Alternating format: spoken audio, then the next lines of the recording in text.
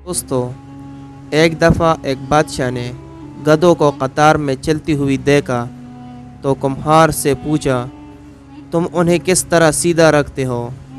कुम्हार ने जवाब दिया कि जो भी गधा लाइन तोड़ता है मैं उसे सज़ा देता हूँ। बस इसी खौफ से ये सब सीधे चलते हैं और कभी शरारत नहीं करते और ना ही एक दूसरे को छेड़कर और ना ही एक दूसरे के रास्ते में रुकावट बनते हैं और कभी अपने कतार से इधर उधर नहीं जाते।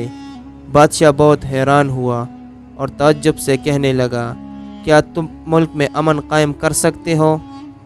कुम्हार ने हामी भर ली और बादशाह ने उसे मनसब अता कर दिया। पहले ही दिन कुम्हार के सामने एक चोरी का मुकदमा लाया गया। कुम्हार ने बगैर सोचे फैसला सुना दिया कि चोर के हाथ काट दो।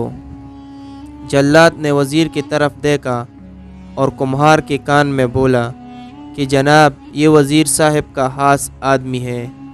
कुम्हार ने दोबारा कहा कि चोर के हाथ काट दो। इस बार सब बहुत परेशान हुए। उसके बाद खुद वज़ीर ने कुम्हार के कान में सरगोशी की कि जनाब, थोड़ा ख्याल करे, ये अपना खास आदमी है।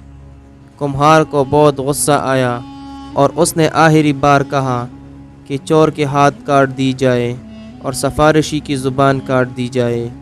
ये कहते ही सब खामोश और सुनसान हो गए और कहते हैं कि कुम्हार के सिर्फ़ इस फैसले के बाद पूरे मुल्क में अमन कायम हो गया। हमारे यहाँ भी अमन कायम हो सकता है, मगर इसके लिए चोरों के हाथ काटने पड़ेंगे और कुछ लोगों की ज़ुबानें काटने पड़ेंगे। और हमारे मुल्क के चोर इन्हीं बड़े लोगों से मिले होते हैं और जब भी इन पर कोई हाथ उठाता है तो ऊपर से सिफारिशी शुरू हो जाती है और कुम्हार जैसे गरीब बंदों को फ़ैसला करने में बहुत मुश्किल हो जाती है। हमारे मुल्क के फ़ैसला करने वाले जजों को भी कुम्हार की तरह बनना चाहिए। जिस दिन वो यही ऐलान करेंगे कि उनके हाथ और ज़ुबानें काट दी जाए, उस दिन के बाद कोई ये हिम्मत नहीं कर पाएगा कि किसी को चैलेंज करे और किसी की मदद करे। और इस तरह हमारे मुल्क से बहुत अच्छी तरह इन चोरों और इन गद्दारों का सफाया किया जा सकता है।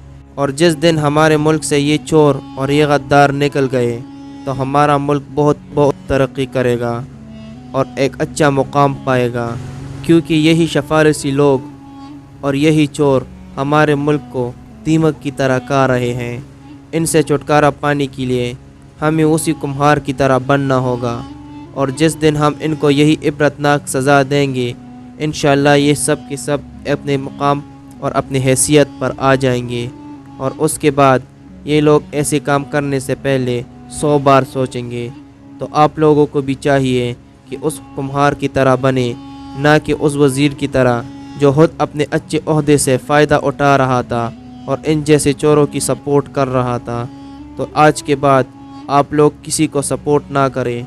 जो गलत करे उसको मुंह पर कहे और जो भी गलत करे उसको उसी वक्त सज़ा देने की कोशिश करें।